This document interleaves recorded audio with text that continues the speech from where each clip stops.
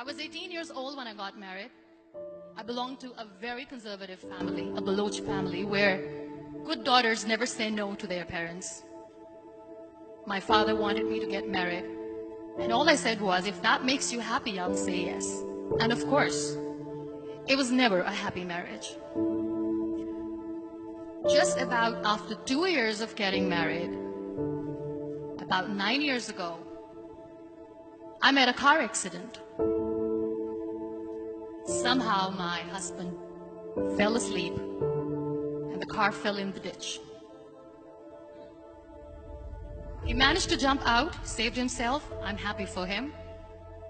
But I stayed inside the car and I sustained a lot of injuries. The list is a bit long.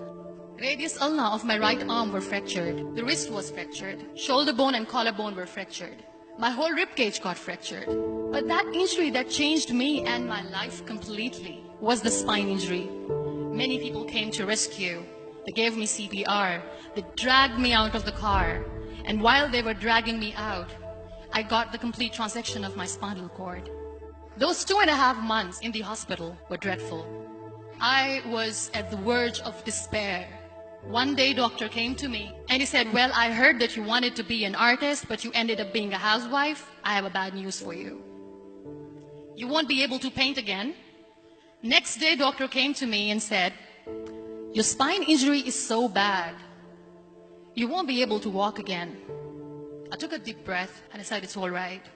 Next day, doctor came to me and said, because of your spine injury and the fixation that you have in your back, you won't be able to give birth to a child again.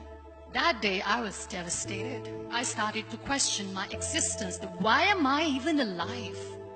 So what kept me going was, one day I asked my brothers, I know I have a deformed hand, but I'm tired of looking at these white walls in the hospital and wearing these white scrubs. Bring me some colors, bring me some small canvas. I want to paint. So the very first painting I made was on my deathbed, where I painted for the very first time.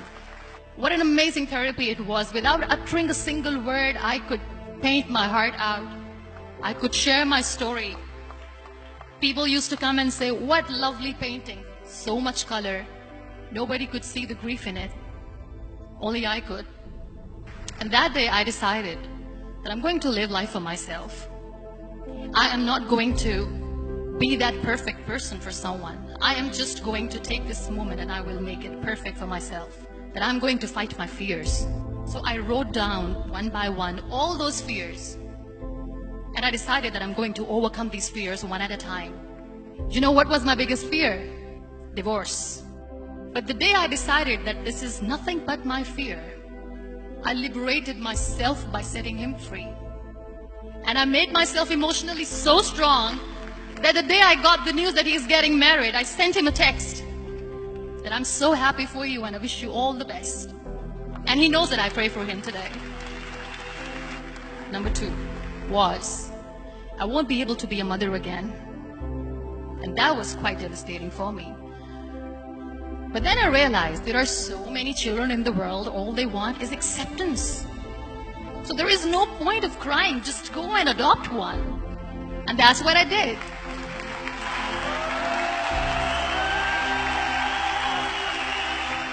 I gave my name in different organizations, different orphanages, and I waited patiently. 2 years later, I got this call from a very small city in Pakistan. I got a call and they said, are you Muniba Mazari? There is a baby boy and would you like to adopt? I could literally feel the labor pain. I said, yes, yes, I am going to adopt him. I am coming to take him home. And that day, I was 2 days old, and today he's 6. You know, when you end up being on the wheelchair, what's the most painful thing? People think that they will not be accepted by the people because we, in the world of perfect people, are imperfects. So I decided to appear more in public. I started to paint. I have done a lot of modeling campaigns. I decided that I'm going to join the national TV of Pakistan as an anchor person. I became the National Goodwill Ambassador for UN Women Pakistan, and now I speak for the rights of women, children. I was featured in BBC 100 Women for 2015. I'm one of the Forbes 30 under 30 for 2016. So when you accept yourself the way you are, the world recognizes you. It all starts from within. We have this amazing fantasy about life. This is how things should work. This is my plan. It should go as per my plan. If that doesn't happen, we give up. I never wanted to be on the wheelchair. Never thought of being on the wheelchair. This life is a test and a trial, and tests are never supposed to be easy. So when you're expecting ease from life, and life gives you lemons, then you make the lemonade, and then do not blame life for that. It is okay to be scared.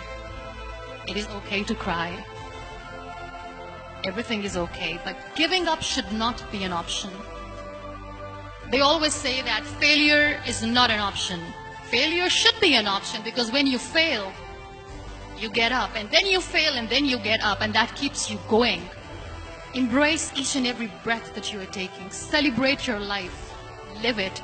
Don't die before your death. Real happiness lies in gratitude. So be grateful, be alive, and live every moment.